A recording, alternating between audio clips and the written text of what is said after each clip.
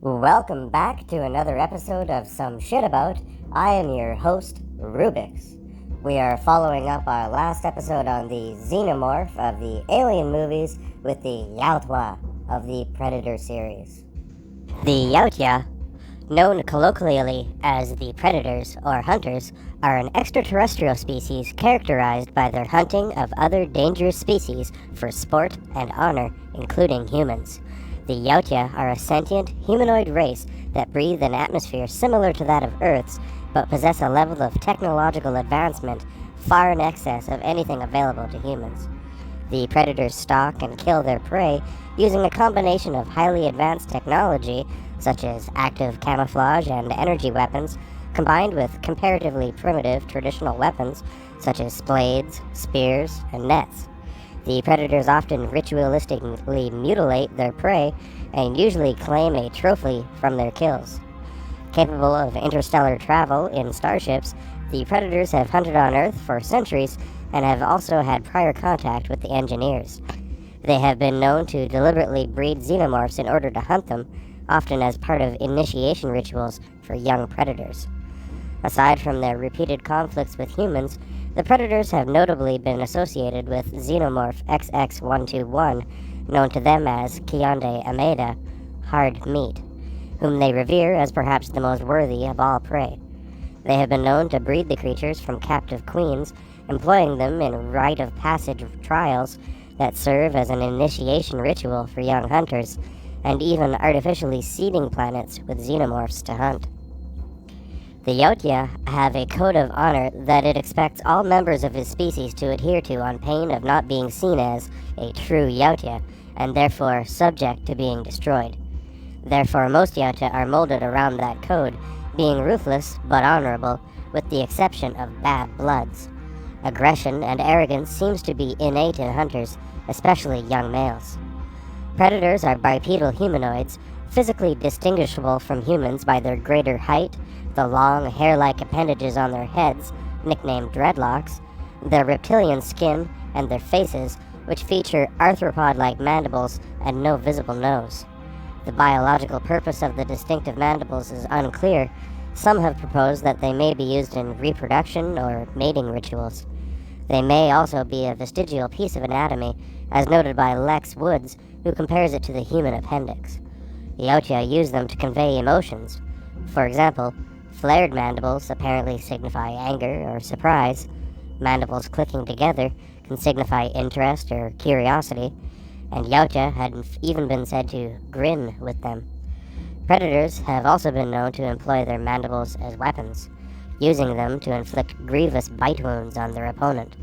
As well as the fleshy dreadlocks around the side of the head, some predators have also been seen to possess sparse quills on their cheeks and above the eyes. While generally uniform, each Yautja's physical appearance includes a number of subtle variations, akin to human genetic diversity.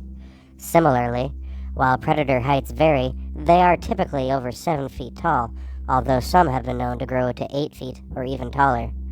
Despite this, shorter individuals have been recorded, such as Monde, or the aptly named Shorty, who stood the height of a typical human. These individuals are unusual, and their smaller height the subject of ridicule in Yautja society. The species' reptile-like skin can range in color from light to dark, be mottled or clear, and can appear dry or moist and clammy. Yautja are highly resilient to physical damage, capable of recovering from multiple gunshot wounds with minimal or even no medical attention, and surviving radiation doses which would be fatal to humans. They are also highly resilient to most bacteria and viruses. They are incredibly strong, easily capable of outmatching a conditioned adult human male in unarmed combat, and able to land blows that can shatter solid concrete. They are capable of tearing a human's head and spine from the body with little effort, while some larger specimens have even been seen to tear a human body in half using only their bare hands. This strength evidently extends to their lower bodies as well, as predators have been seen to jump up to 3 times their own height and are capable of falling up to 10 times their height and landing safely on their feet. They are skilled climbers, and in fact appear to prefer moving at height through trees or across rooftops in pursuit of prey, typically jumping from one vantage point to the next.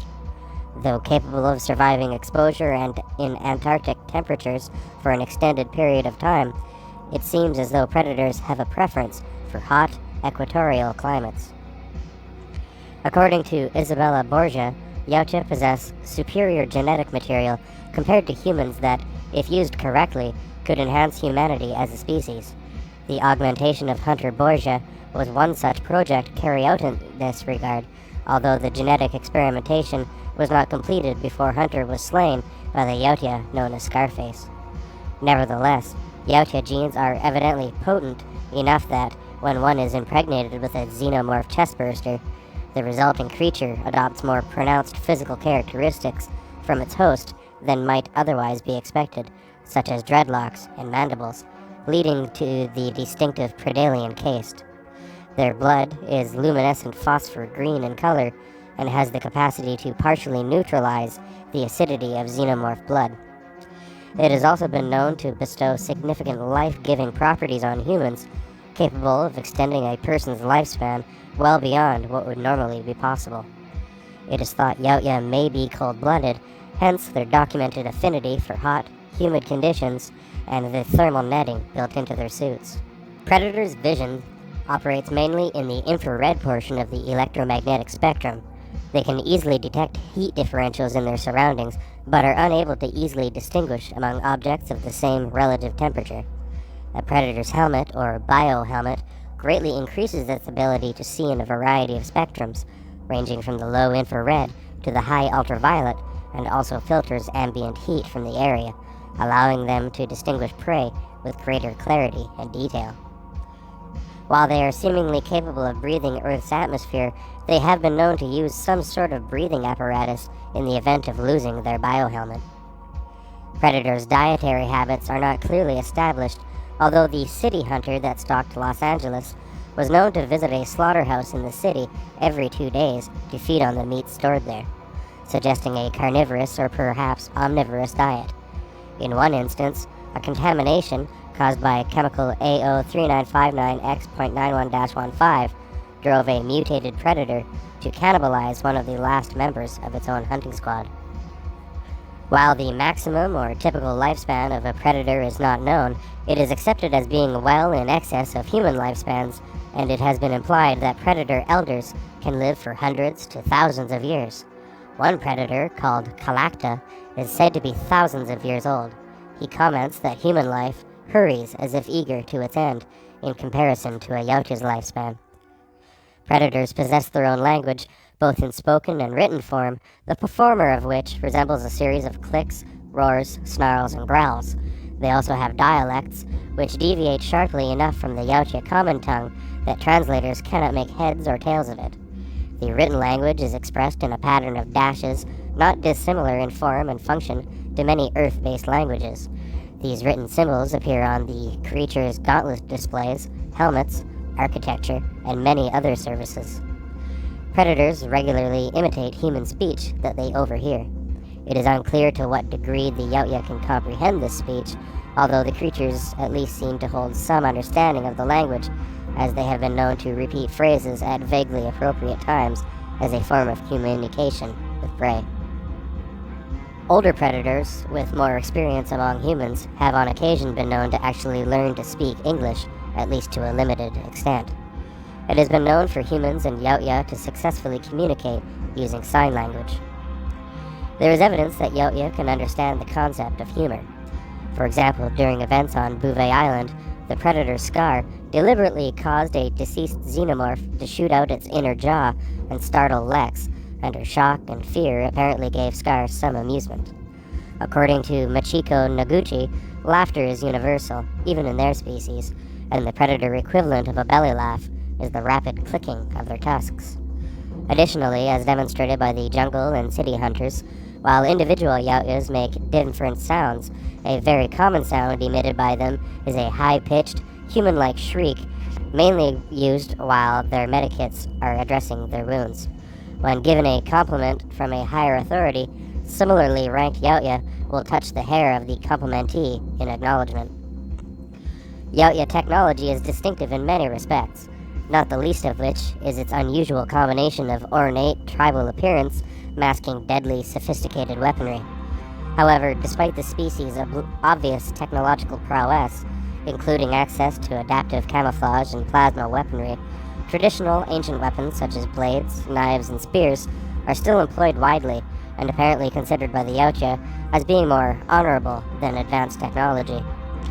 At least one Yautja weapon uses a metal that does not correspond to any known element on the periodic table, and many devices have been shown to be completely resistant to the effects of the acidic blood of xenomorphs, an otherwise incredibly corrosive and destructive substance. With this said, however, the wrist blades and chest armor of immature young blood Yautja are still made of metal that is not resistant to xenomorph blood. It seems such advanced armor must be earned through initiations rituals that first test the individual's prowess with more rudimentary and challenging equipment.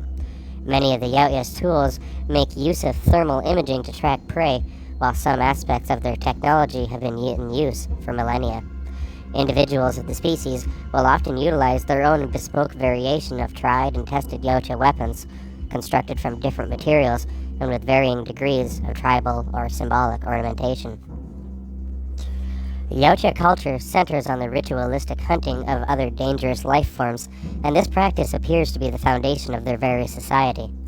Predators will travel huge distances, even across entire galaxies, in order to face opponents they consider a worthy challenge, and may also kidnap and transport prey across similar distances to bring such victims to a hunting ground of their choice. Defeat in a hunt is apparently a cause of great shame to the Yautja, and often leads to the individual committing honorable suicide, typically through the detonation of their wrist gauntlet's self-destruct device. Upon their death, a hunting Yautja spacecraft will return to the species' homeworld on automatic pilot so that a record of the individual's hunt, recorded through their biohelmet, may be returned to its kin. The Yautja society appears to be a heavily gendered one. Even the names of the predators tend to have a masculine and feminine connotation, similar to many romantic languages such as Spanish. Male names often end with E, example, Dashande, Tishande, Skante, Nagande, etc., while female names tend to end with I, Vaguti, Haroshori. Dashande even nicknames Mashiko Noguchi Dadtui Di, which is the feminine form of that name. Some names, such as Larnixva, Bakub, and Warakha, do not fit into this naming trend, however. This could be because the names are unisex, or that different clans have different naming convictions. Unblooded are the unrefined hunters of the future. Unblooded Yautja are young predators who haven't completed basic training. They are, or are close to, physically mature adults. Most unblooded, and therefore subsequent classes, are male, but female hunters do exist, implying a minority of them within the hunting body. Young blood. Young adult Yautja, who yet to be seen as adults and true hunters in the eyes of the clanmates. These hunters are refined enough to overpower a skilled human fighter, however, their skill against a xenomorph varies. Once they kill one, Yautja mark themselves with xenomorph blood, completing their initiation into adulthood. Blooded. These Yautja have successfully killed their first xenomorph, and given it is such a broad title, skills vary. Once a Yautja is blooded, females will begin to pay him mind for breeding purposes, and his rank could deviate into more specific ones. Elite. Elites encompass the more dangerous of the Yautja race. They have the skill to take on several xenomorph at once, including large, dangerous castes such as Praetorians, Predalians, and even Queens. Elites seem to take on some of the more nuanced, lengthy, and taxing problems and missions in the Yautja world. These can be assigned, as in the case of Dark, or self-volunteered, as in the cast of Wolf. Leader. A leader is a Yautja who has been selected or volunteers to lead and teach unblooded hunters. They appear to be specialized version of the elite rank. Elder. The older, wiser members of the Yautja race. Many of them are clan leaders. 2 elders have been seen on screen thus far, and both have been gifted non-predator species with mementos of a good hunt. Ancient. Ancients are very old Yautja, some of which are responsible for creating the laws by which the species abides.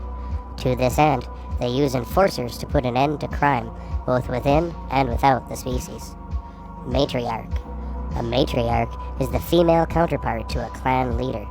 While clan leaders rule in off-world affairs, matriarchs rule and command Yautja Prime, and presumably any other world they inhabit, among one of the highest titles in the species. Of all their prey, the Yautja apparently have a special hunting relationship with the xenomorphs, which they refer to as serpents. They seem to consider the voracious alien life forms to be the ultimate prey, and correspondingly have a reverence for the creatures. The Yautja have been known to specifically breed the creatures at numerous sites for use in the initiation hunts undertaken by young bloods. To this end, the Yautja are known to capture and imprison xenomorph queens, using their eggs to breed lesser castes to hunt. Some of these captured queens have apparently been imprisoned for tens of thousands of years. Yautja have also been known to seed worlds with xenomorphs so that they may be hunted there, infecting the local fauna and then engaging the resulting creatures. Large statues of xenomorphs can often be found in and around Yautja hunting temples and ruins. It is at this point that I will break, and we will continue this in a second part in our follow-up episode.